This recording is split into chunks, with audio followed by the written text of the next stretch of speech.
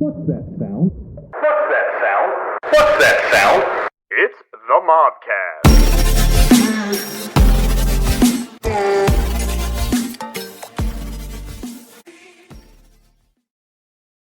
MOBcast. Oh my god, I was so thick.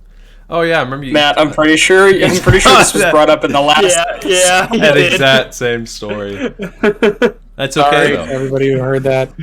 That's second time. That's It's okay. fine. I think it was just us. Yeah, 15 devoted fans. No, that's 5 actually of them not are true. here. less than We 10. have a never. I'm not gonna say age because I'm not sure, but I was told an elderly woman that my girlfriend works for or with. She was talking about something with transhumanism, and my girlfriend brought up the fact that we did a podcast, and she listens to podcasts. So some one beautiful woman, does not know what she's been turned on to with like 5 young men just saying nonsense. She does not know what's coming for her. You just said that Just the shocked that beautiful Pikachu meme. down B. I mean, all this being said, this is the MOBcast, and we are back with the mob. And I'm sorry. It's okay, but this episode that we're talking about today, it takes place in a galaxy far, far away, as some would say, and it's very beloved, yet it can be debated as well, and we're not talking about space travel. We're not talking about movies like Alien, Interstellar, or the underwhelming Star Trek franchise. Shut your goddamn mouth. If you're a fan of what George Lucas created, like the cultural phenomenon that he made 45 years ago, then you're going to want to tune in to this episode. And that is right, we were talking about Star Wars. And I know, just a little introduction for all of us, I think the majority of us love it, love a lot of things about it, and I think we can all get pretty heated about it, but also pretty in love with it all at the same time. And without further ado, I just kind of want to dive into that and ask you guys, what makes you love Star Wars? Oh, It's a heck of the a toy question. the toy. Oh, you know what? The toy lightsabers. The toy lightsabers. That's what got me hooked on it. Episode 3. I came home. Went running downstairs in my basement after my mom got me a blue plastic lightsaber, and I was jumping off the couch, like hanging from the wooden rafting, just acting like I was Anakin Skywalker. And after that, I love Star Wars. Really quick, I think we all should go around and just kind of say where our Star Wars knowledge kind of like the extent of it and where we kind of started. Start with you, Brad. Because I know that varies in this group. Take it away. Sorry, I can't hear anything. Matt, take it away. What was that? I mean, I guess I don't want to be the one I'd probably be the one who's, of everybody, the most into it and probably the geekiest in terms of, like, knowing things. I mean, like, the intricacy. Like, I read the books. And, like, a lot of the books. I mean, Nathan, you're free to jump in and steal the thunder here. You go right away, man. I don't care either way. I love all the movies. There are some shortcomings in some of them. TV shows, there's no shortcomings except for some of the filler episodes in the Clone Wars. Oh, hi, Mom. I like it a lot. What about you, Jordan? I wouldn't say I'm the biggest Star Wars fan because I haven't read all the books and stuff, but I've watched thousands of episodes, extremely passionate about the Star Wars franchise, and Matt hit the nail on the head when he said there's no shortcomings in the cartoons. Clone Wars has been and always will be my favorite. Episode 3 is my favorite. I've always loved Star Wars, and I will be passionately fighting some points later on in this video. Nathan? No, Brad, take it away, Brad.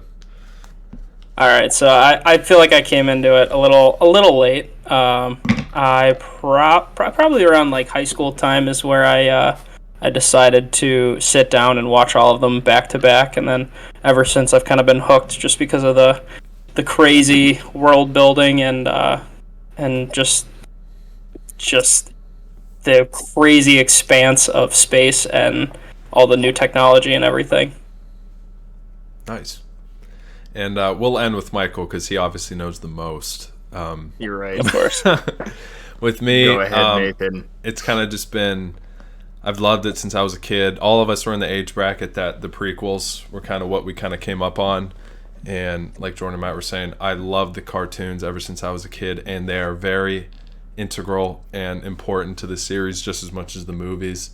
I'm with Jordan. Like, my favorite era, as I'll kind of talk about later, is the Clone Wars and that whole really prequel series, and plus some a little bit later, kind of the early birth of the Empire. But I've been around it, loved it forever. I read a lot of comics with them, love all the movies, all the shows, and I love all of the video games that come with it. So yeah, just a big fan. I'm an optimist with a lot of this stuff. It doesn't take much to,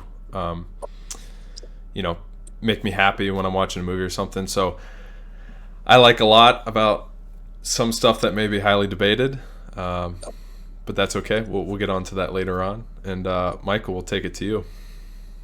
Yeah, I know a lot about the universe and all the history behind. Yeah, I don't. I watched like 3 Star Wars movies last week, like the new ones that I've never seen before. Sorry. I've seen a couple of them. I think like the very first one in high school. A couple of my friends from high school, shout out Jack and Seabass, they got me into it a little bit. Seabass. Seabass, he's the man. But I know Jack listens to this, so if you're listening, Jack, hello. Shout out to Jack. But Jack, my dude. He's the man. But yeah, so I saw a couple. I'm not like the biggest fan. I mean, I'm more of like a hard sci-fi kind of guy, and I know that like lightsabers just in theory wouldn't even work, but they're cool nonetheless. And I have to say, hear me out. Okay. So Nathan, what was I talking to you about on Snapchat when I was watching? Was that it's the prequel to the prequel Rogue where they One. steal the Rogue One? Yeah. Okay. The visuals were cool. I liked it. I like Solo. I like some of the weird stuff. I'm not super into it, but it's nonetheless, it definitely is a cultural phenomenon, and I respect it. I appreciate that. Yeah, that's what I'll say. Well, I mean, that's good, Michael. And we can kind of jump right into the some of the points that we talked about. So I can, we all have our favorite kind of eras, but we'll talk about the movie trilogies and, what we like about them, what we may not like about them, specifically the sequel trilogy, Jordan. Let's just keep this all later in that part of the conversation. We'll start with the first 2 trilogies. All right. Well, I mean, if someone wants to bring up their favorite trilogy, you can't let them not. If that's your favorite one, then yeah, we can talk about it. It's not my favorite one. I don't think but anybody's going to say that. No, okay, so fine, we're getting into it. Want to see me stir the pot? Here we go. See, as I mentioned before, I will say I know the prequels, and we're talking for anyone who doesn't listen, they're not like a huge fan. Prequels, Phantom Menace, Attack of the Clones, Revenge of the Sith, plus all the other juicy TV shows that go all in between those. The first 2, they're okay. They're good. The Phantom Menace is actually really good. Attack of the Clones, I still really enjoy a lot of it. But I think Revenge of the Sith is the one that does it for me, and what makes the prequels my favorite trilogy. Mainly because I'm a huge Anakin Skywalker stan. I will tell you, he's my favorite character, along with him and Cal Kestis, and within the Star Wars universe. So, that being said, as you mentioned, the sequels, there's a lot to like about them, but I will admit there's a lot that was a little bit mishandled with them. I don't know if anyone wants to jump in, but I have a list of things. Can I say one thing on a high level? Oh no. Man. Oh no. 2 things on a high level. One, I enjoy how this is more debated than our topic last week or 2 weeks ago when it was like about actual laws and stuff. So that's great. And number 2, That's true. this might just be me. I'm a fan of like when the first Star Wars movies came out, right? That was that time, okay? But I've been seeing more and more, and not specifically with Star Wars, but just with every piece of media that has gone down as a classic. they just keep revamping it and revamping it and re-fucking vamping it. And it's getting to the point where it's like, my God, make something new. That's my opinion. However, Star Wars, I think, gets away with it just a bit more than some of the other ones because it's the whole universe. There's hundreds of characters. There's so many storylines that you can go with, as opposed to, like, I don't know.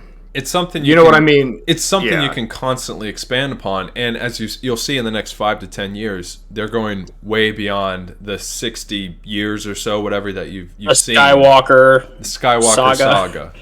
And quick internet, Michael, since you kept talking, all these shows and people are revamping movies. I saw that they're making, since Winnie the Pooh entered public domain. I saw that. They're making a horror movie of Winnie the Pooh. That's awesome. It looked terrifying. Blood and Honey. Yeah, it looked terrifying. Winnie the Pooh, Blood and Honey. I feel like it's just like a scary movie or like an actual scary movie. An actual like horror movie. What the? Yeah. I feel like it's gonna be like Friday Night at Freddy's, but like live action, basically. That's because it's been like 100 years since the original was published, right? Yes, and then Disney finally lost its rights at the beginning of this year. That's the so. If you know why Disney? Yeah, like Disney keeps remaking their stuff over and over again every 25 years because they don't want to lose. Like, could you imagine if they lost the copyright to Mickey Mouse? Well, they also get laws changed so it lasts longer. Not anymore. Yeah, they're getting attacked for that. But speaking of Disney, they bought Star Wars IP from George Lucas probably almost a decade ago, and they really, I'll just say, I think they rushed some parts of the sequel trilogy. And I think consistency and consistent storytelling. What? He said, I don't think some parts. Okay. I think it's just like again, the final. I mean, you and I don't know how Michael feels. I know how Brad feels. For sure, you and Brad are like, it's fine. It's fine. Yeah. No, I love. The cinematography is incredible. The visuals are out of this world. The music is phenomenal. Right. And the characters I love. But, speaking of the characters, I feel like there are a few that their character arcs were just not that good. Or not complete. And not as necessary.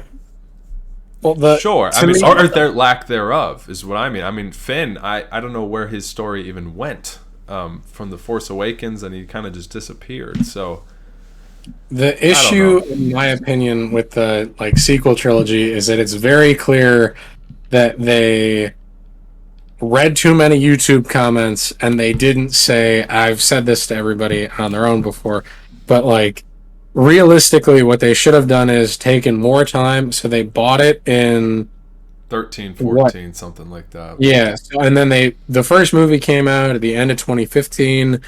And I think that we all agree The Force Awakens is pretty good. I mean, it's pretty much a carbon copy, more or less, of A New Hope. But that was, regardless of everything, that was the intelligent move, is to be like, okay, we're gonna dip our toe in the water and we're more or less gonna copy this thing that was really good. But the problem is that then everybody was like, oh, it was so similar, and that was the big thing with Episode 7, and they didn't, somewhere, someplace in Kathy Kennedy's office or on her computer, there's a general outline for what those 3 movies were going to be when they bought it in 2012, and I guarantee you that it changed over the entire period of time, which is stupid. Well, we know that for a fact, because Colin Trevorrow, the director of Jurassic World trilogy, he originally was going to do the final movie in the trilogy. But then, so I agree with your point. I don't understand why them as executive producers, and I love, because we wouldn't have what we have today if she wasn't in charge. And really a lot of what she's done in the past, she's been with Lucasfilm since they started. So the problem is not Kathy Kennedy. The problem is Bob Iger. It's Disney. He's been gone. I know, but so the reason that there was a hard and fast date of 2015 in my opinion, that's one of the biggest problems with the sequel trilogy is that they just like They wanted the jumped bag. That's what they wanted. Exactly. They just spent $4 billion. They made an investment and they wanted to start to see a return on the investment, that is where the problem lies, is that they rushed into this. And realistically, if they had started with something like The Mandalorian and done like a few shows and like kind of figured out what fans really wanted, and they stumbled like doing a show, I think they would have been better off than, making a carbon copy of A New Hope and then,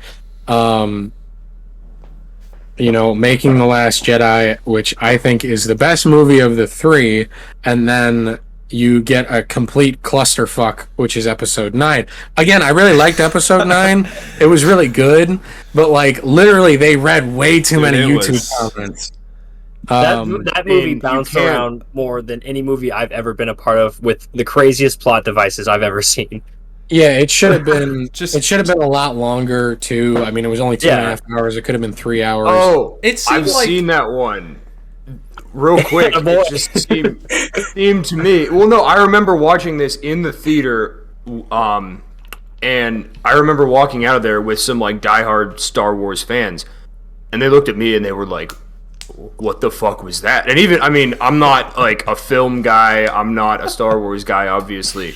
But to me, it just seemed like when you have good writing, you kind of like the story will tell itself through the good like narration, the good narrative. It seemed like in that movie they were like, "This is so and so, and he did this in these movies." Remember, like they were just like everything was on the table. It's like we're gonna spell it out for you for all the idiots like me that've never seen these before. They threw a lot at you in 2.5 hours. To bounce off that too, Mike, I watched the video the other day. It's like it seemed almost like that movie was written backwards.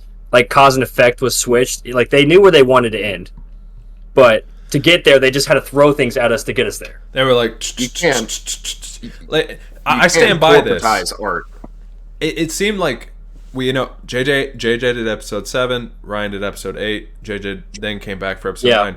I stand by the fact. I swear those two probably were discussing the plot line of the trilogy through email. It's parallel. They're so different. It's so different because Ryan. Time out. I think they would have been so much better if they just let JJ do all three of them. I disagree because I really liked Ryan. I think Ryan's a master storyteller.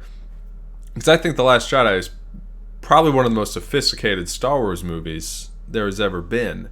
But I agree with you. If they want to go JJ all three, do it. Okay, give it to them. Just give it some direction with one person. Yeah. Because I agree, because he did have some good ideas, but everything that JJ set up in the first one, it just got like they just subverted all of our expectations by saying it doesn't matter. Some things flipped. Like you saw how the Russo brothers, they did Infinity War, then they came back and did Endgame. So they ended everything as they wanted to. It's the consistency of the matter. Matthew. So J.J. Abrams was an executive producer on The Last Jedi. Clearly, he was busy talking to Warner Brothers about Superman or something. It was a completely different feeling movie. My understanding, again, from what I've read and everything, is that so for The Last Jedi, they said, like, at least my guess is Abrams and Kathy Kennedy said X, Y, and Z need to happen. You're directing it and writing it, fill in the blanks.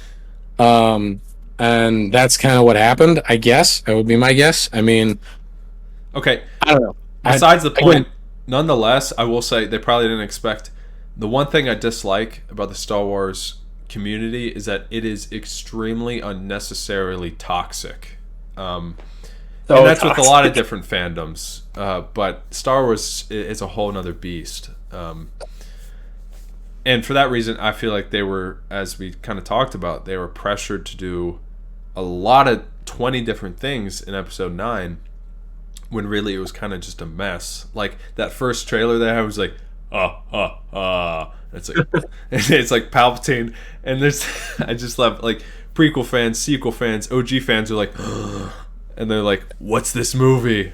And then it's kind of just madness when the movie actually happens. And then it's just boom, zombie Palpatine. And they explain it. They explain it in a book what happens, and it's like, okay, that's really cool.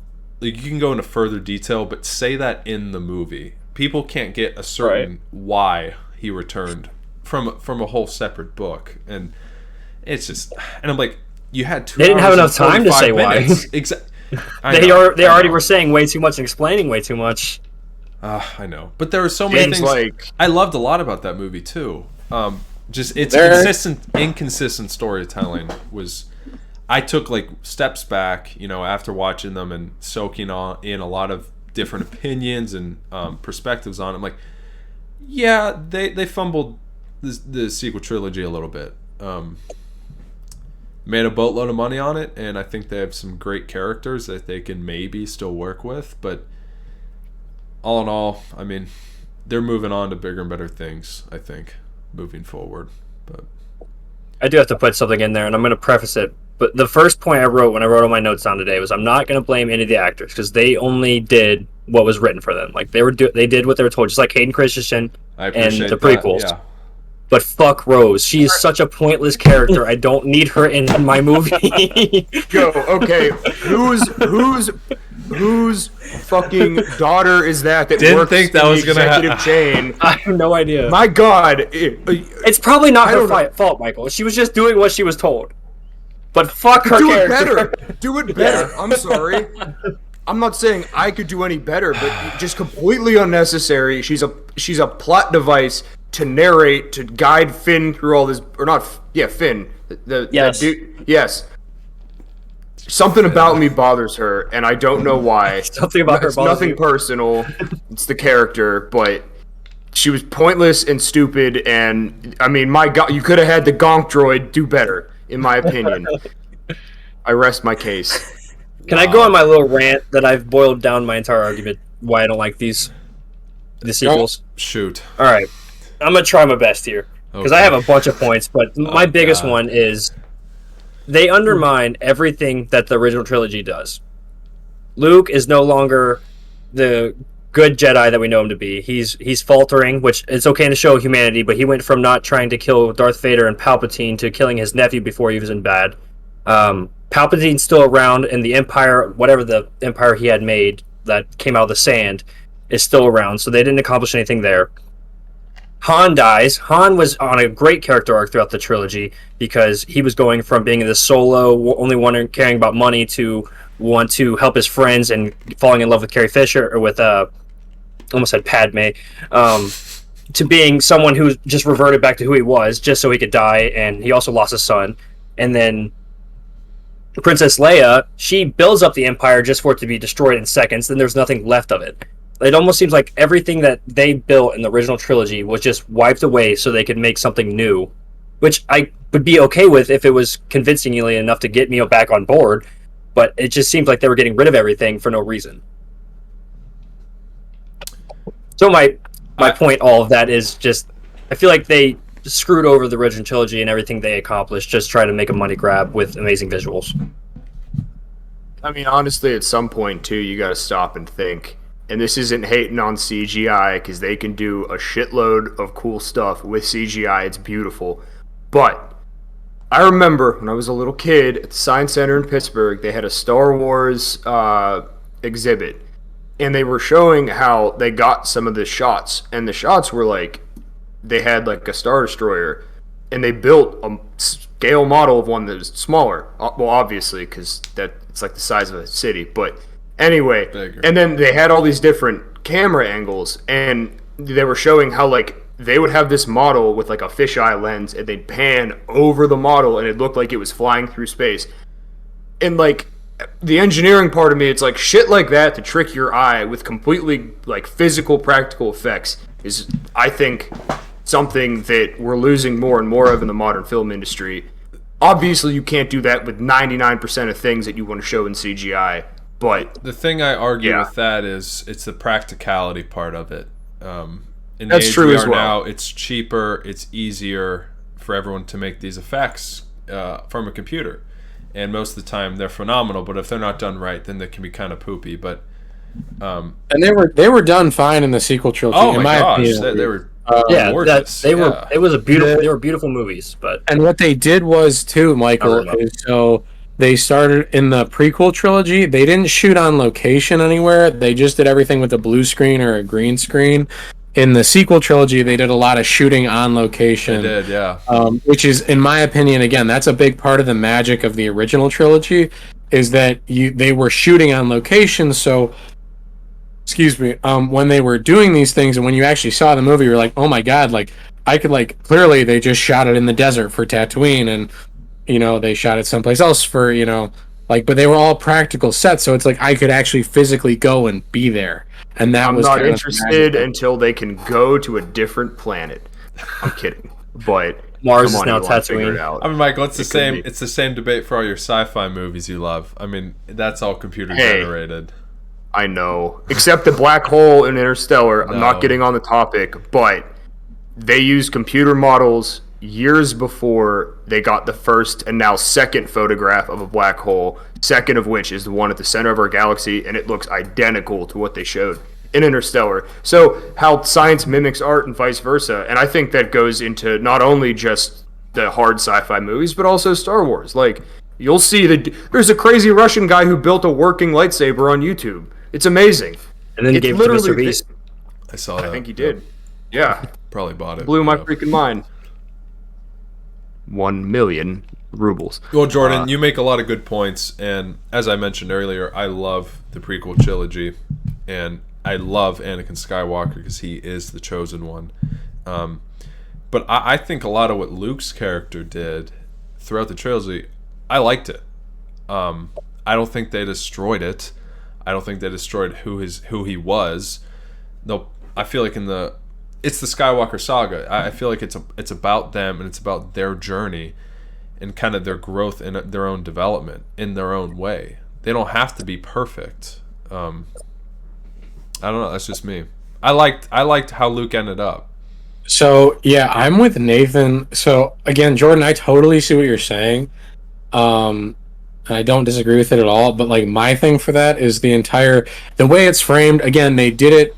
They went through it quickly because that was just, I think, kind of the nature of, in the story, how he was explaining it to Rey.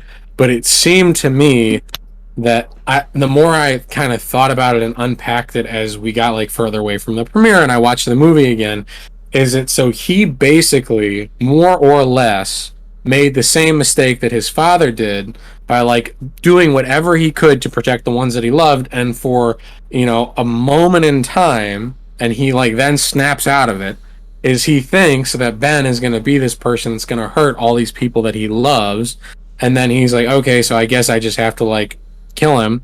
And then he in the movie, he ignites his lightsaber. He's like, what the fuck am I doing? He's like, this is stupid. He hasn't done anything yet. He's just a kid.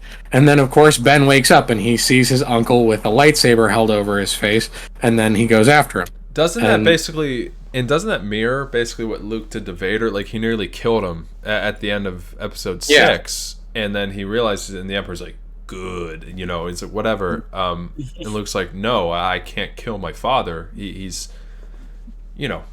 guilty of many things, but in the end. I mean, I can agree with the point, but at the same time, I don't like that he's an older character already. He already has the wisdom from what he shared from the original trilogy. And he went, say he does make the mistake with Darth Vader, he's like, all right, he's about to kill him. He came back to the light side, and then takes his lightsaber out, and he's good. Don't you think he would have learned from that? And as a 30, 40, I don't even remember how old he was in the sequels, 50-year-old man, he would not fall to the dark side that easily. I mean, who did he have? Even just a thought. Who did he have as a mentor? I mean, that was the whole thing, wasn't it? Wasn't he after that he was going out searching the galaxy, trying to understand the Jedi, find relics, and rebuild that? And correct. We honestly might get that information from the Mandalorian or something like that. But even then, he seemed in the Mandalorian, he seems like a well put together Jedi. Right, and I feel like statues and other Jedi relics can only say so much, rather than what Ben Kenobi could tell you, or Yoda. Jordan, I think you're honest. I think you're giving him too much credit. So that's something that again, the more you get into the weeds on stuff like this, which I have done and gone down these rabbit holes, is so one of the reasons that, again, this is kind of going into the prequels, that all those lightsaber fights were so big and so like put together and everything like that is clearly because the lightsaber fights are realistically not that impressive in any of the original 3 movies. The reason that they like got eyeballs and it was like kind of exciting is because they were like using lightsabers and the visual effects made it seem like it was something more than it was. But realistically, those 3 lightsaber fights in the original trilogy, so the first one is just not great. It's just like 2 old men like sparring. Not good. Yeah. The second one is visually stunning, but Luke doesn't have any training, and Vader is literally screwing around with him the entire time until Luke is, again, like he is a beginner, and so he does have some skills and he's very powerful, so he does end up getting Vader in the arm. But if you notice, as soon as he gets Vader in the arm, he loses a hand very quickly. Like Vader's like, fuck this shit, like whatever, see you later hand, and like, this is who you are, you're my kid, we should rule the galaxy together, if you don't fuck up, father. To your point, then, yeah, sorry, keep going. So then I'll just finish up quick. So then in the third one, again, Luke has about 2 more years of training on his own, so he's going to be more skilled, but him and Vader are just sparring. I mean, it's all a pissing contest, basically, at that point, because it's like the Emperor wants him to turn to the dark side, and like Vader's not going to kill Luke, and, Luke ends up standing over him, but then he's like, I'm not going to kill him. So it's not like, and I'm not saying the stakes weren't high, but like, it's realistically, those were like not, because of where they were with the visual effects and everything, you couldn't like do a ton with them. And then, yeah, so I don't really. Choreography. I get that point, but I don't think I can die. I don't think I could. I live in the universe, like, it's a fight. Choreography has come a long way. Like, if you're fighting your father and an evil wizard guy, you're still, your feelings are going to be heightened. Like, I understand the cinematography problem, and I wish they could redo those, and like for fans like us to see like a live action Luke versus Vader, like that'd be crazy. But I mean, just because they were stuck camera wise doesn't mean the idea wasn't there that Luke was pissed off. No, not camera wise. I'm just saying like literally like that, and like what they're able to do with the lightsaber. Yeah, but it tracks like that. So as like a reasoning for it, like there are some things that are fucking stupid when they give like a reasoning in a book or something like that. It's like, well, this is why that happened. It's like, well, that's fucking stupid. You're just trying to explain it. Like that does make sense, is that it was like basically first one they're sparring, second one Luke doesn't know what he's doing, and the third one you could argue is like actually like it's the best fighting between the 2 of them, and that's because Luke was more powerful and whatever. But again, like I think that where I started with this was that I just think that he's very much a child at the end of the 6th one, the 6th movie, and that he grows into this thing, and there, he has these visions, and whoever planted them or whatever happens, and he feels a certain way, but then he doesn't make the same mistake that his father did. He doesn't kill Ben. He could have. And, then Ben turns to the dark side, rightfully so, whatever. That's another, in my opinion, one of the biggest problems with the sequel trilogy. I really like Rey as a character. She's very interesting, but I really do think it's Ben's trilogy. And I love Rey's character. But, yeah, but I think my 2 favorite characters from the sequels are Rey and Kylo. So I just think they're so sick. I'm curious, Brad, what is your favorite movie or trilogy, all in all? Let's get away from shitting on the sequel trilogy a little bit. Yeah. Get a little bit more happy stuff. I like it, Nate. I like it. So I mean, I'm again not as like diehard as you guys were. I came into it late, so for me, like, there's still some nostalgia there with the prequels. I saw bits and pieces of them. I knew that they were out at the time. Like, I would get the McDonald's toys. I remember the slap-on lightsaber bracelets from McDonald's, and I thought it was the coolest thing. I'd run around with that little snap-on lightsaber like it was an actual lightsaber. It was the dumbest thing ever. But yeah, so I mean, I think the prequels will definitely always have a special place for me. And honestly, I'm again, I'm really easy to please when it comes to movies and just media overall. So the sequels, I mean, the visuals themselves, like itself, is enough to kind of capture me. I'm willing to overlook some plot holes, as obvious as some of them are, but I don't know.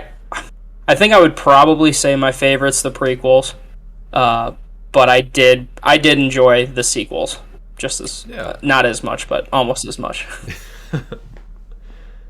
I think that's where a lot of us stand. Is just because, like you said, it's kind of what we grew up on. It's like a lot of the older folks, their favorite trilogy is the original, just because it's exactly what they grew up on. And Michael, I know you haven't seen them all. Do you have a favorite? If you could pick one. Oh boy. Not Star Trek, Star Wars. Honestly, the Star Trek movies, the newer-ish kind of in the last 10 years ones, were kind of garbage, not gonna lie. I've heard that. Okay, I actually have a good point based off that then. Because as a fan outside of not being a good fan of Star Wars, like Star Trek, I enjoyed those movies because they're visually appealing.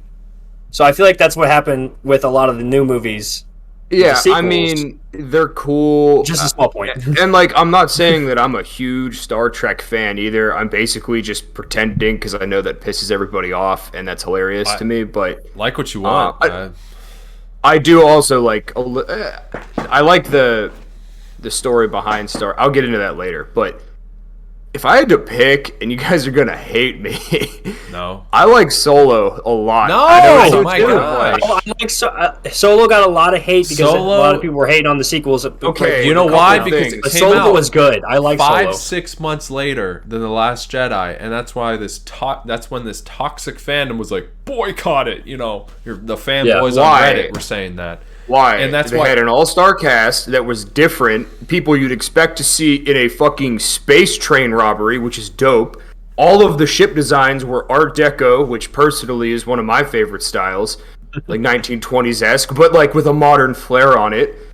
I mean, their weapons were cool as shit. Like, fucking Donald Glover was there for some reason. Donald Glover, Alden, and Harrison, Woody Harrelson, Emilia Clarke, awesome. Yeah, Emilia Clarke. To mention, Darth Maul pops in at the end.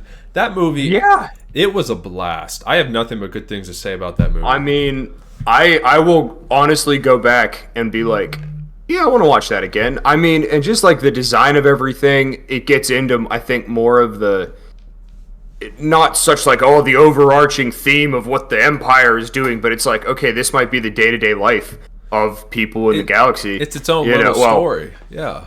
I like it. It's open and shut. It's to the point. It's done well. There's like the tribal people turn out to be the good guys. It's good. I highly recommend. Yeah. No, man. I actually. Yeah. No. You go. Brad, go right ahead. No, because it's unrelated. Okay. No, I was gonna say I think all of us would agree with you, and I think that whole cast, and I know they had the whole issue because like Ron Howard had to come and take it over after it kind of had a rough shot of producers and directors on it, but it turned out really great, and it's one that I really enjoyed because, like you said, it's like all these kind of like solo movies. It's its own thing. It's not consistently connected to the whole universe. I mean, it is because they throw in Darth Maul at the end, but it's kind of just its own adventure in its own little pocket of the galaxy, and I really love that. So I ruined that movie for whoever was sitting in front of me. Oh, 5 minutes before Darth Maul came on, it probably wasn't 5 minutes, but like at least a minute before, I was like, holy shit, they're about to show Darth Maul. Because after watching the Clone Wars, you get that he's starting to take over the underworld. Yeah, and I was like, oh, here he comes, Dad, here he comes. And the dude in front of him is like, shut the fuck up, or something like that.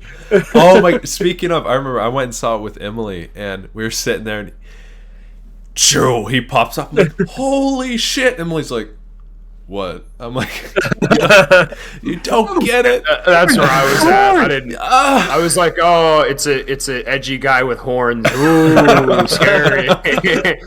Oh no. That's how I feel about Kylo Ren too. And everyone's like, oh no, he's dead. It's like, watch the Clone Wars.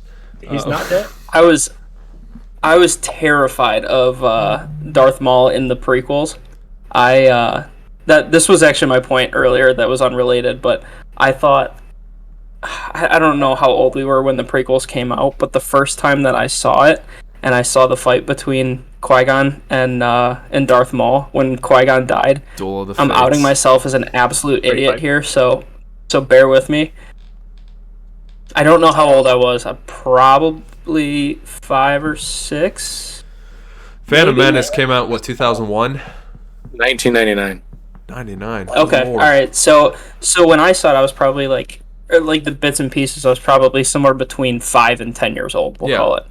And I just remember watching Qui-Gon die and thinking that he actually died. Like I thought, like actors when they died in movies, they died in real life. Not Liam Neeson.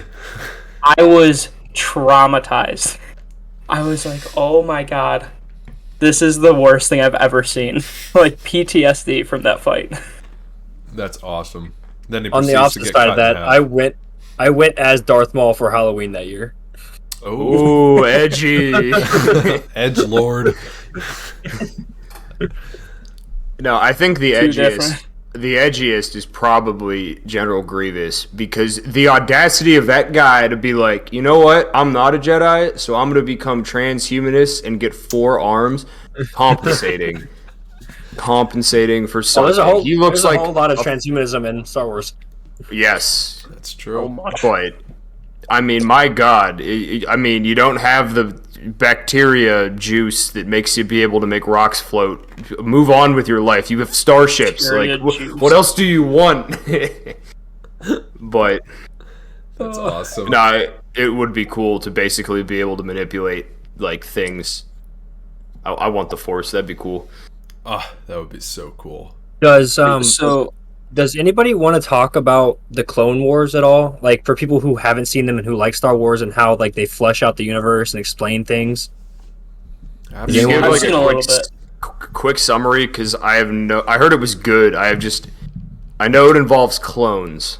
It tells the story So- between episodes 2 And the and war. episode 3. That's a very short, perfect summary. Okay, real quick though, I do have another question. So remember all those battle droids with like the weird looking heads? Obviously, where did they go? Did They talk about that in They get Rebels a little turned bit. off. They do. Yeah. A lot of them get get turned either off. they either get Okay. trashed or some, they just get Repurposed. stored away. Yeah, repurposed. Some people program. Because I on their remember own. those are my favorite little Lego minifigures.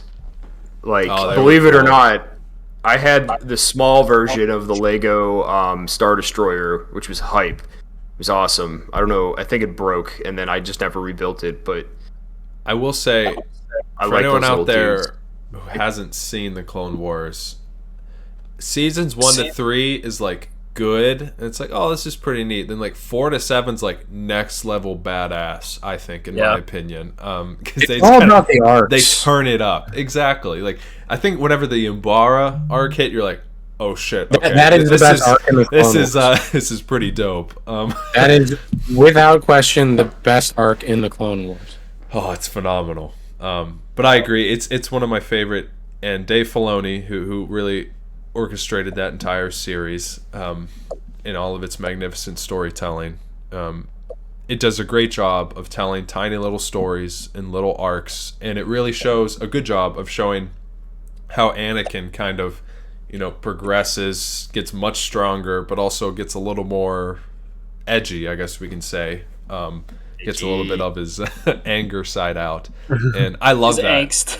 Yeah, like I forget the arc when they're seeing the goddess and the goddesses, but that was some. The daughter and the son or something like Yes, that's it. That was Well, some, yeah. People who have an issue, so what Nathan is basically saying for everybody who's not like totally in on the whole Star Wars thing is, any normal, sane person who, if you just sit down and watch episodes 1, 2, and 3 with no context at all, you're like, this motherfucker, meaning Anakin Skywalker, is crazy. Which is true. Any normal person at any point, really, in episode 3 is what I like to say, because that's why people have such an issue, is because basically, in my opinion, Anakin Skywalker, the ultimate good guy, or supposedly he is, the chosen one, is like, I'm going to turn to the dark side. And so realistically, in that entire movie, a normal, sane person at some point or another is going to take 2 steps back, a couple of deep breaths, and be like, what the fuck am I doing? Like, pause. Let's not kill the kids. Like, let's not kill all these people who I've worked with for 15 years. Sad people. It's been working out for quite a while, like almost 10,000 years. So, like, maybe the stuff they're talking about is okay. And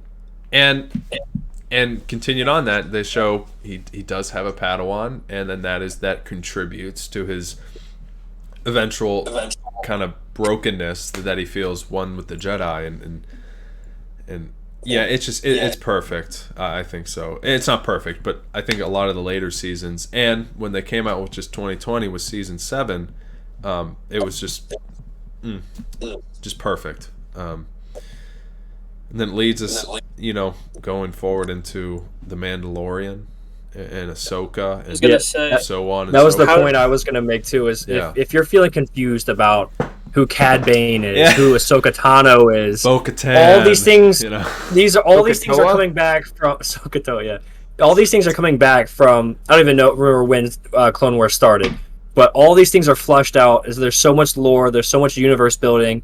I told my dad to watch it when he was getting confused, and he was like, I'm not going to watch a cartoon. Watches the first season, falls in love with it, and loves Star Wars so much more. It just explains so much. So the other thing, though, is that, realistically, the best storytellers, meaning like directors and writers and whatever, so, at least in my opinion, so if you just showed the Book of Boba Fett to, some random person, and Cad Bane shows up, in my opinion, that person shouldn't be confused, except until, like, the final battle when, they're kind of talking about their past, him and Boba Fett. But realistically, I mean, you could easily, again, Google is a hell of a thing, so you could very quickly, like, look up that, but they do a great job in the show of him just being, like, this bad guy, who, I mean, again, realistically, somebody who has the least bit of intelligence is going to be able to figure out that somehow Boba Fett and Cad Bane have a past. If you're really that interested about it, you can go and figure it out. If not, you don't need to. You can just watch the Book of Boba Fett and you'll be fine. And the best storytellers can weave those characters in, so nerds like us be like, holy shit, it's Cad Bane. And then the normal person is like, that guy has holy shit moment is kind of what he must be cool. He looks kind of menacing. menacing. Holy shit moment only happens though if you watch the original Clone Wars series and understand why it's a holy shit moment. Exactly. Or like we were talking about earlier with Solo and Darth Maul coming back, it's like, holy shit, I see metal legs. I know who that bastard is. Yeah. It goes with I don't want like the entirety of these comic books and big franchises to be like big cameo moments. I like when they build upon them and they're kind of bigger things. That being said, I love moments like that because I think it just shows appreciation to some of the fans, and I think it just means the world to us. I don't know. Like you said, it's just those holy shit moments. You're like, whoa. Like especially in this instance, because we've only ever seen him in animation. So it's like, whoa, to see him in live action is like super cool. So is kind of going along with the topic of Boba Fett and Boba Fett, the Mandalorian. How do you guys feel about the direction that Disney's taking with all of these different Disney Plus shows, being obviously Mandalorian, Boba Fett, I touched on Obi-Wan Kenobi coming out literally tomorrow. We will talk about that. Yeah. And Andor. I wish they would have started with TV shows and put their foot in their mouth and shot themselves in the foot doing that. Again, I mean, realistically, it all comes back to storytelling and outlining, and the best stuff that they put out had, any of the best stories have an outline that the director and writer, if it's the same person, they stick to, and that's what they're doing, and that's how they're telling the story, and they're going to do it a certain way, and they know that. Again, and that's my opinion, is the biggest problem with the sequel trilogy is just that the storytelling wasn't coherent. So it seems to be that way, and I think they're doing a kick-ass job. They're getting really good directors and actors, and they're using really great technology. That's something I'd argue. I did argue when streaming first became a big thing. I think TV shows is almost the perfect way to tell a diverse and extensive story, just like The Mandalorian, because you have all the time in the world to tell what you want and even go out on your side, do whatever. I think when you say, oh, they should have done that 10 years ago, the issue was streaming wasn't the thing. But now I think they realize that Disney Plus and probably shows are a big part of their future. And because I don't think they have, they talked about it at one of their last events, they don't have a movie slated for like another 3 to 4 years, which is crazy, because I feel like we had a ton within like 6 years, and that's okay. But at the same time, they're going to be pumping out all these different TV shows, and just like you said, Matt, I think they're on a phenomenal track. I love The Mandalorian. Everyone that has worked on that, everyone that's in that, they do a wonderful job. In Kenobi, we finally get to see Ewan and Hayden back together. Maybe not on the same side, but they're back, and it just makes me so happy to see those two, especially, get a lot of appreciation, and kind of their spot in the sun, because they deserve it, and I can't wait for that show. So, well, the Skeleton Crew thing just got announced. By John Watts. Interesting. Did you see a synopsis? I didn't. I don't know if did. So what was it? So it's set like 5 years. I think after post Return of the Jedi. Yes, it's around the same time as The Mandalorian and Ahsoka. Yeah. So it's a crew. There's going to be kids starred in it, but John Watts explained like it's not a kids show, but obviously kids can watch it. But it's like this crew, and there wasn't really much to say. It's just kind of this ragtag crew, I guess, going on adventures. That's all they really talk about. Jude Law is starring in it. Yes, yeah, Jude Law is the star of it, and that's super exciting. So, and my brother asked me, he's like, well, what is this? I was like, I don't know, but they got a legit actor to sign up for it, so it can't suck. Yeah, and John Watts, if no one knows, what he did the entire Spider-Man trilogy with Marvel Sony, so he's good. But are you guys excited for Kenobi? Yes. I don't know. Every time they don't know Skywalkers lately, I've been a little hesitant, but they've been doing really good with their shows. So I mean, I have nothing but excited. I'm trying to not dive into it and like watch a bunch of YouTube videos on explaining what's going to happen. I'm just trying to let it come as it does. So I'm extremely excited. Like you said, I want to see Hayden Christensen and Obi-Wan Kenobi back together. I don't know how deep of a role Hayden Christensen's going to have. Middle one, please. Thank you. Sorry, guys. Reload. Got auto service. I think he's going to have a huge role. Yeah, I do too, but I just don't like if we're going to see his face that much. If he's going, I mean, he's going to have to be messed up, right? Because he's going to have to be scarred. So I don't know. Flashbacks. Okay, really? Yeah, I think if they're going to do, they might. I would guess it'll be. There's 6 episodes, right? Yep. My guess is it's at least one flashback an episode. I could see that. It seems to me that just based on the press they're doing, it seems like if he was just playing Darth Vader, he wouldn't. It would be like they would be throwing Ewan in your face all the time, which they are. But I think Hayden has been there just as much as Ewan has been. They're the stars of the show, yeah. But yeah, I mean, so like, I think it'd be more Ewan focused if he wasn't playing such a big role, and I think he is.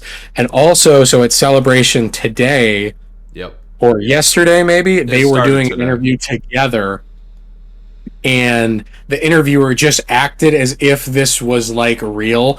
So the Ahsoka show is coming out sometime next year, and he just says to Hayden, he's like, "So you're working on the Ahsoka show?" And Hayden like has the hugest smile ever, and it's just like, I don't know what you're talking about, and he just threw his hands up. Like he reminded me just like he was just like Andrew Garfield. Like, you're in the Spider-Man movie. He's like, no, dude, I'm not. Like, it's it reminded me so much of that, because he was just like, I don't know. That's we'll see what happens, sort of deal. The flashbacks would it be like Clone Wars era flashbacks? Yeah, I think so. Oh, fuck me up. That sounds so cool. Well, that's why like people People think Ahsoka's gonna also be in these flashbacks. Okay, that'd be so fucking cool. So they think the first time they think you're gonna see what's her name, Rosario and Hayden are gonna be. That's what I was about to ask. Are gonna be on screen together. That'd be so awesome. cool. I want to see them in live action, like their armor. Like, we never got to see that. We've always seen Jedi cloaks and stuff. We never seen Jedi armor. Do you think Clone Wars. That'd be so cool. That would be really cool. Do you think that? I know it's kind of far fetched. Do you think Qui-Gon would appear at all? I think we'll hear his voice for sure. Oh, I would love that. That'd be so cool. If anything, it'd be a ghost, but I think a voice makes a little bit more sense. That could be one of those one-time like Easter egg cameos that just like explodes our heads. I could see that happening. Trust in the Force, Obi-Wan. Well, it's already in one of the books. So I believe it's from a certain point of view, like the A New Hope version. Qui-Gon like shows up and they have like discourse, which I believe that has happened more than just that one time. Like in different forms of media. Like Qui-Gon has actually like spoke with Obi-Wan. He's not physically present, you can't see him, but he like Obi-Wan can actively hear him and converse while he's on Tatooine. So I would be very surprised if he doesn't show up. To be completely honest. You know me, this is the way I go into a lot of different movies and shows. I try not to set any expectations, because then you're almost setting yourself up for disappointment. But I'm very excited. And I have this thought in my head that, because there was this little rumor that they had an interview with that I think Ewan and someone else teased that, like, oh, maybe we'll be tying into like a different video game character. And then people like immediately jumped to Cal Kestis, and I was like, yes, please. But I don't know if the timeline would work. Awesome. Like it would, because it happens 5 years after Order 66. I don't know why they'd see Cal, but I'd totally be down for it. I think they would have to age him up, right? No, because if Kenobi's, how old is it's set like 4 or 5 years that's after? Right. Never mind. I'm sorry. Yeah, I'm Fallen thinking Order set 5 years after. But I think it'll probably be the second sister. Probably make an appearance. But it's kind of a stretch though, because like the guy who did Cal Kestis, they modeled the video game character off of him. Oh, so I mean, he's like spitting in. He's literally him. Yeah. He's in his 20s. So he's the guy from Shanghai. Oh, he's young. To have him come in for a week. No, it wouldn't. But my point is, like, depending on the timeline, it's like, would it make sense? So I wasn't set. I hate that. I hate that so much. What? So when people are like, "Oh, this is stupid," like, why are all these characters showing up? Like the cameo thing, and my opinion on that is, no, that's stupid. Why do you think this story is important? Like seriously, like if you go to like the Solo story, like there are a couple reasons why like that snippet of his life is important. Like he makes the Kessel Run, he gets the Millennium Falcon, other things. But like clearly that's like a big part in like who Han Solo ends up being. But also it's like he almost crossed paths with Darth Maul. And I mean, like it just, to me, that makes sense. Like, why is the Mandalorian important? Because he ends up crossing paths with Luke Skywalker. It's kind of like I said. It's like if the cameos make sense to kind of branch into some, a further story or tie back into somewhere. That's where it really makes a nice little thing for us fans, because it creates something down the line for us. And it's your first step into a larger world. Yeah, there it is. And if Cameron shows up as Cal, then I will be pleasantly surprised. That would be dope. That would be very dope. They recast him as someone else. Like that'd be so fun. That'd be so messed up. I've seen the meme. It's like, oh man, Cameron Mahogany or whatever his name is could really play Cal, and it's like, really? no shit. No kidding. But yeah, I'm super excited about that. I think they have to do well with the show. I mean, they've done so. The Mandalorian, honestly, was so much better. Like, I think that was my favorite piece of Star Wars content that I've been here for, like, the premiere. Like, I got, like, to watch it live. Yeah. I can't tell you how excited I was to wake up, like, before work every morning and watch the new episode each week. We texted about it. Especially like, during the new episode? Especially during the pandemic, too. It was, like, the majority of it was... COVID? And those 2 points you guys just made are perfect. Nate's talking about how cameos tie into a larger world. You're talking about Mandalorian and how they introduced Boba Fett. Now we have Ahsoka shows and Boba Fett shows and Mandalorian's back in Boba connects. Fett. It all works. And it makes it such a good universe. They know what they're doing. And honestly, over there. Honestly, I wasn't super excited for the Boba Fett show, and it definitely exceeded my expectations. So I feel like they can't really do any wrong with these shows at the moment. They're killing it. They're crushing it. Yeah. Well, and some of the smaller characters too, like Black Chrysanthemum. Like I know that. Yeah. I mean, you knew who he was. I about shit my pants. I mean, that was so cool, and they made him such a badass. I mean, they just did so well with the character. Oh, it was great. So amazing. I love when it's like, Marvel fans, they can like pull, it's like, it's this guy from the comics, and the Star Wars fans could be like, it's him from the comics. I just think that's really cool. Yeah. I'm curious though, guys, if I had to ask you, like, how has Star Wars and the whole franchise itself, how has it like impacted your life? Like, for example, for me, I mean, it has created such a love for a fandom that I look forward to seeing. I love seeing and playing and just soaking up all this sort of content. And then more importantly, it has allowed me to forge friendships and it's a shared mutual love with other people. And I think it's always the coolest thing when you're able to share, excitement over like one thing. And I feel like that's what's one reason why I'm so grateful for it.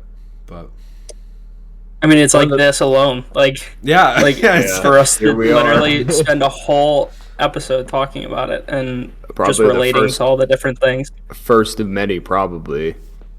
Probably won't be the last. Yeah.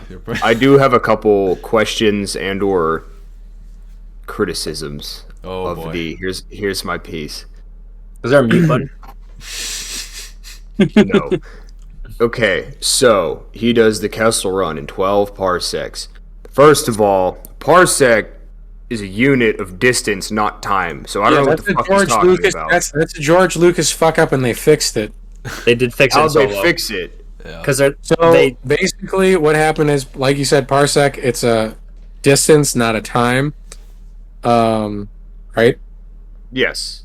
Yeah. So what happened is like so they use like hyperspace. There's certain ways that you like jump to certain points that are safe. So like I believe, if I remember correctly, the fastest way you could do it is like 16 parsecs. And then anything underneath, you had to like go through this like more. It's not a black hole, but it's pretty close to it. And so then in Solo the movie, they end up like getting pulled into this thing, and so they end up doing the Kessel Run in 12 parsecs.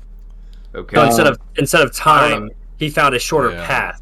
Yeah, exactly. Okay. Well, that I suppose he found a secret tunnel. That's the idiot. Secret tunnel. George was out there in the late 70s doing something. I appreciate the fact that he didn't just say, "Oh, well, that's what they call it in space for time is a parsec." So I'm okay. But the bigger question I have is, all right, hear me out. Oh no. You are a galaxy-spanning interstellar empire. All right. You can just destroy planets with a snap of your finger. If you built one Death Star and it blows up, and then you build another one, and you do this 4 times, at some point, you gotta stop and think, like, maybe we're doing this wrong. Like, you are literally in charge of the entire galaxy, and you can't figure out how to make a metal ball that shoots lasers and not blow up. Like, come on now. I mean, what in the one movie when they had like the fleet of the Star Destroyers, that was a little better, but it still had a single point of failure. Like, you'd think if they're this complex, this vast, and this powerful, wouldn't they have like countermeasures in place so some like, hippie religious fanatic with the other force flies up and shoots it? Like, that's my only question. Well, they do that, Michael. In the sequels, they make a star-destroying planet, and they still blow it up because they have to go into it. They go into a giant building and blow it up.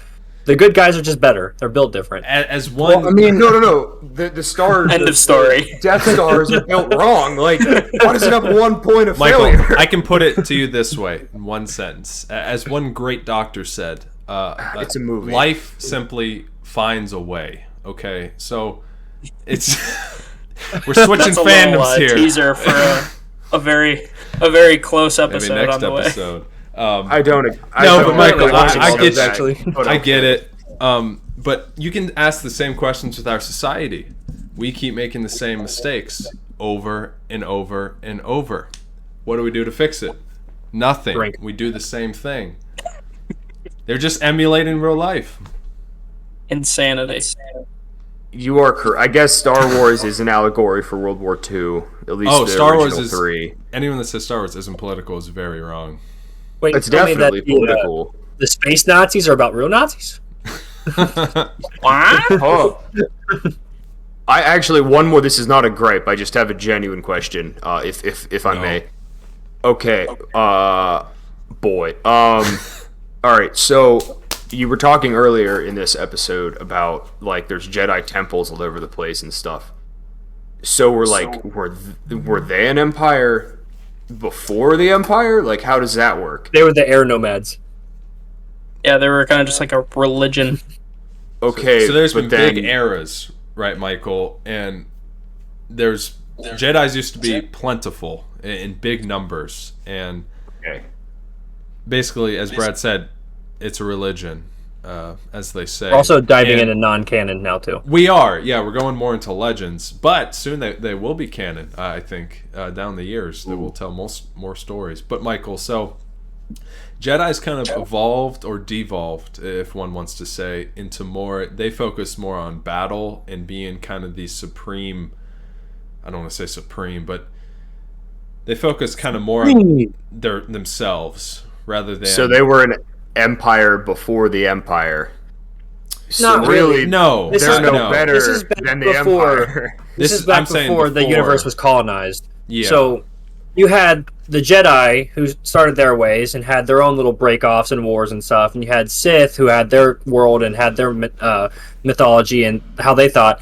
And pretty much we jumped into Star Wars when they made the original trilogy, probably like halfway through the actual universe's like timeline or whatever however you want to call it. There was 3 or 4 or 5 major wars that happened that led to where we were. So the Jedi weren't necessarily the colonizers. They weren't going around the Empire taking over places, but they did get into scuffles with like the Mandalorians, with the Sith, and then this is how the universe was colonized based off like space travel and new technologies that came out. So yeah, what Jordan is saying happened. So if you go to like episode 1, so all that Jordan just said happens like thousands of years before that. And so currently they're doing a lot of books and comics and stuff about the 100 or 250 years like before the Phantom Menace. And so basically what that is going through is basically what Mace Windu said in episode 2, which is that the Jedi are peacekeepers, they're not soldiers. So like they're kind of that like, sounds like the UN, and I don't know if they're peacekeepers. Okay, well, I'm getting your point. Basically, they're powerful beings that serve, like what's supposed to be good, and in their opinion, the Republic is good for everybody.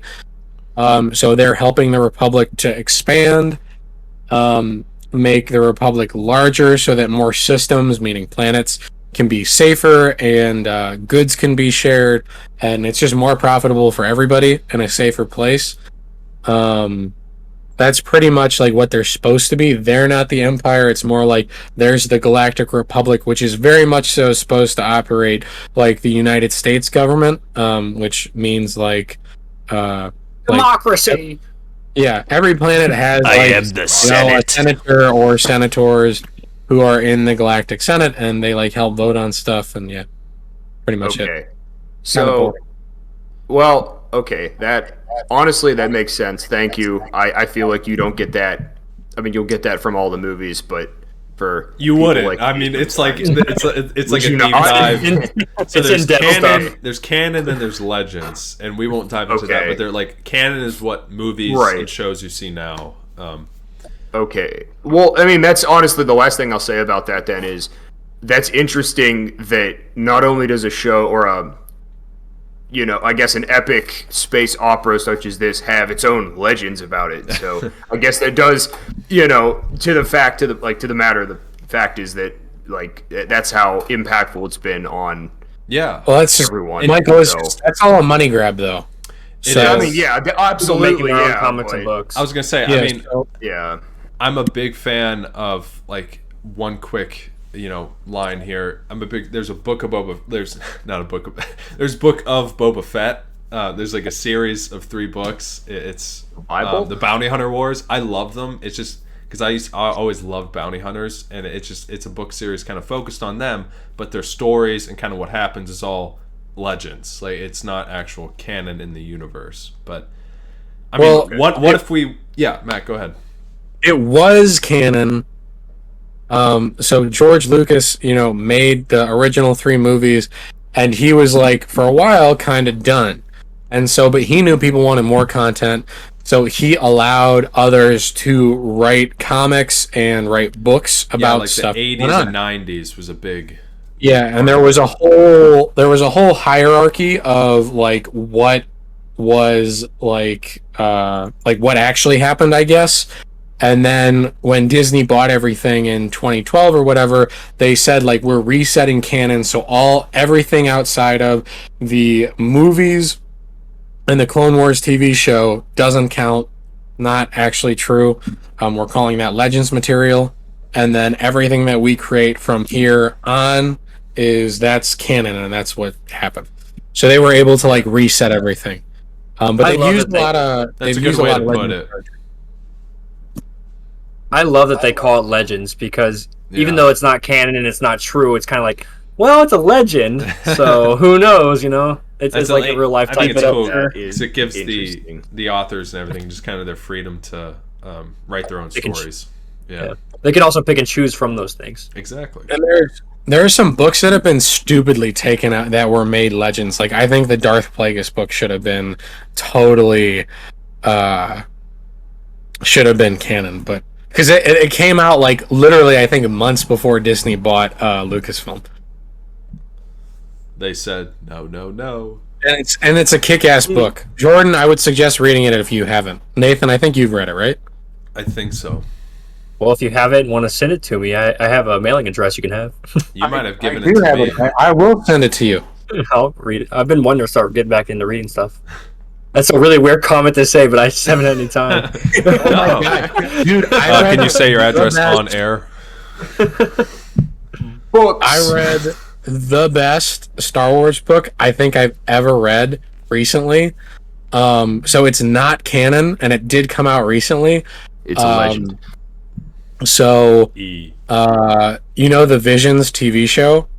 Yeah. Absolutely. So I think one of everybody's favorite episodes was the Ronin, and so That's it's the samurai one, right?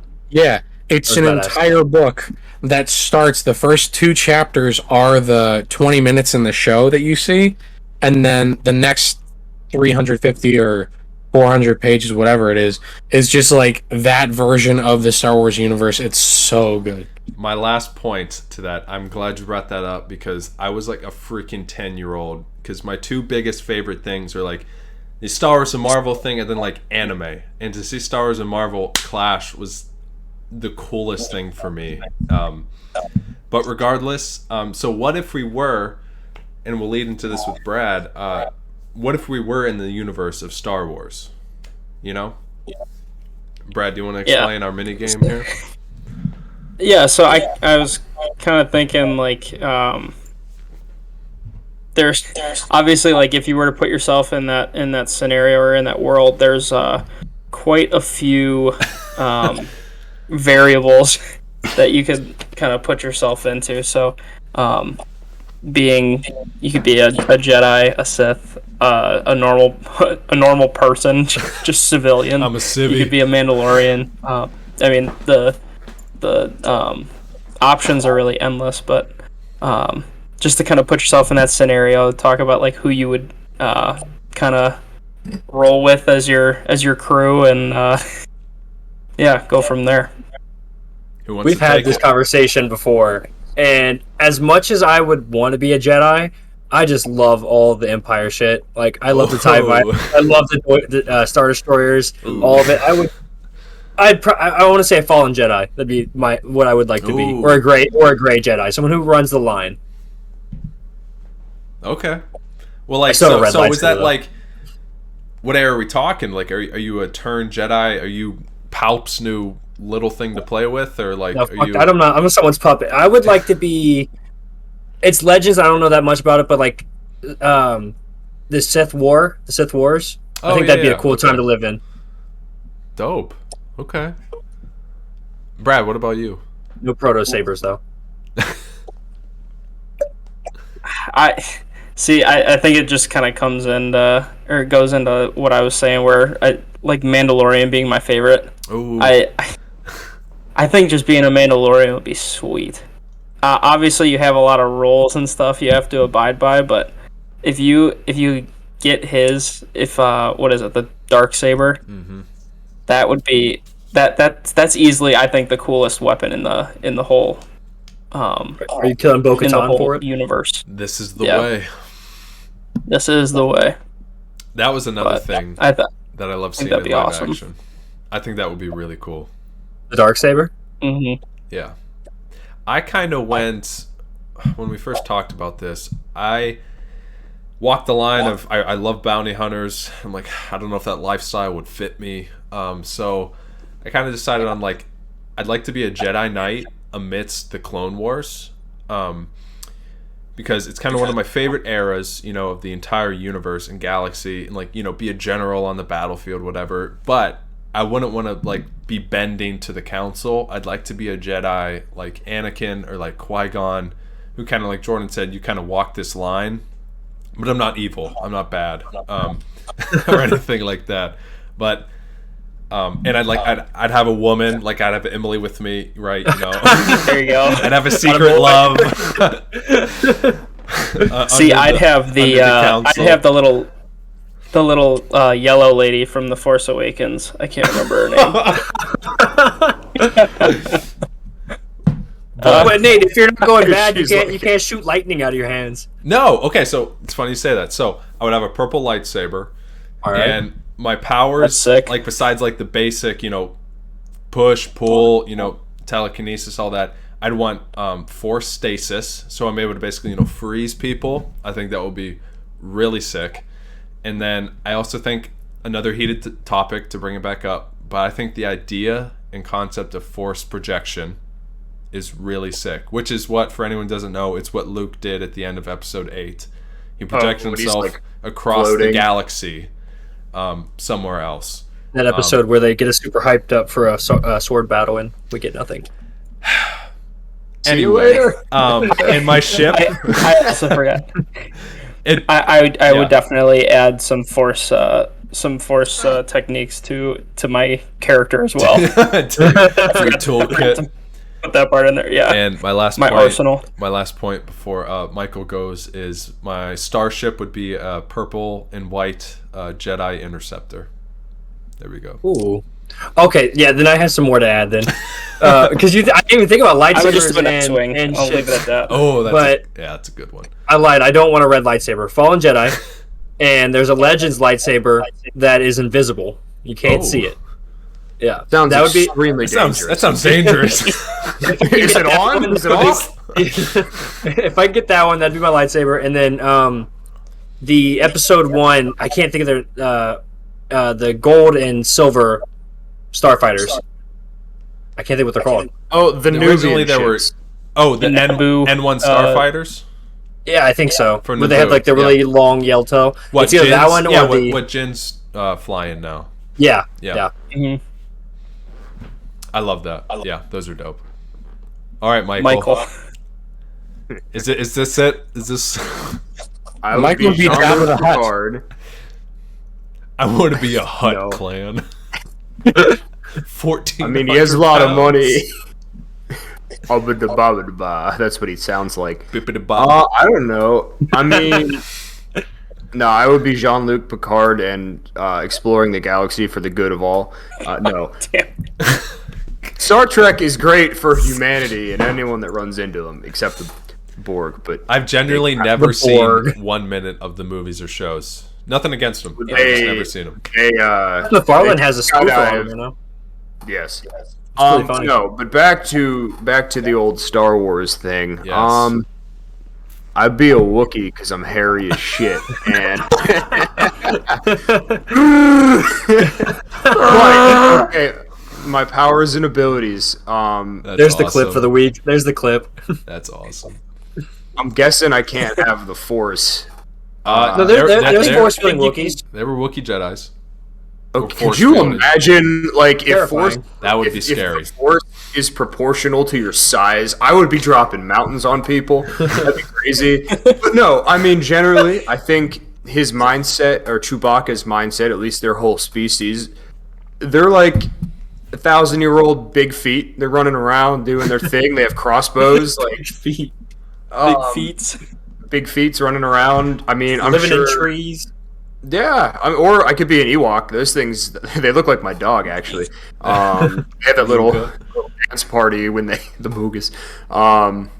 Yeah, I don't know. If I could have the Force in some way, that'd be cool. I would definitely love to have some kind of lightsaber. Maybe one that, like, you push the button and, like snakes come out of it. Because, like, or in Legends, I don't know. Okay. Thank you, lightsaber Michael. whip.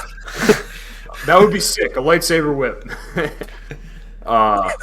Yep, that's what I choose. I'm a Wookiee. Dope. All right, Matt. I would probably be somewhere in between Mace Windu and Qui-Gon Jinn, I would guess. All right. I think that Mace really, like, he's more of the... A ball- Although Grey Jedi isn't really a thing. Do you speak Like, English? Yeah. That's the shirt I should have fucking worn. The Does he look like a Sith shirt? I'll go put it on a second. gourmet shit. But yeah, so I think that he definitely, like, he's a little more. His personality probably matches more with mine. And then I would probably want to be a little bit more like Qui-Gon in terms of, like, I also like to think that I'm open-minded. And, like, kind of just go with the flow type of person, and do what I think is, like, right, I guess. So that's kind of like, that's what Qui-Gon is like, and he's not really, like, he doesn't really, the council thinks this, and he's like, but, like, why aren't we thinking of this? Qui-Gon's the best, man. He's So I think somewhere in between the two of them, and then probably go with an orange or a blue lightsaber. ooh, interesting. I like it. Tough. You can tell a lot by a person from their lightsaber color of choice. Probably blue, though. I mean, I do like, blue is my favorite color. So Awesome. I just looked up Qui-Gon, and he has long, flowing hair, and now I know why Matt wants to be Qui-Gon. He also said Mace Windu, who's bald. Got him. That's why I said he was a bald white guy. Ah, the perfect storm. He looks like Mix a of space both. Jesus. I do actually have a question I prepared too for you guys, and I don't know if I should wait till Matt gets back. I have two of them, so I have a question. I can start. Okay, Yeah, cool. ask away. Was life better under the Empire or under the Jedi Order with the Senate? Because there's Jedi Order. arguments. There's arguments being made for both. I believe the Wasn't- Jedi Order wasn't the just Senate- because the Empire wasn't killing thousands and ordering That's them what we saw and in movies. enslaving people. That's what we saw in movies, but generally, like there was arguments brought up that when chaos happens and the fighting happens is when people really suffered. And when there was stability and order and someone taking over it all, most people survived pretty well. I will say, don't get me wrong. It's like when the Avengers saved the city. You know, the Jedis would come and they'd wreak havoc on your city, right? It's in pieces, but in the end, they're saved rather than enslaved and possibly blown up. If anyone wants to find out what happens, go watch episodes 1 through 9. This has been the MOBcast on episode 6, I believe. It's been a blast with myself, Michael, Brad, Jordan, and Matt. And this is the Mob checking out, guys. May the force be with you. What's that sound? What's that sound? What's that sound? It's the MOBcast.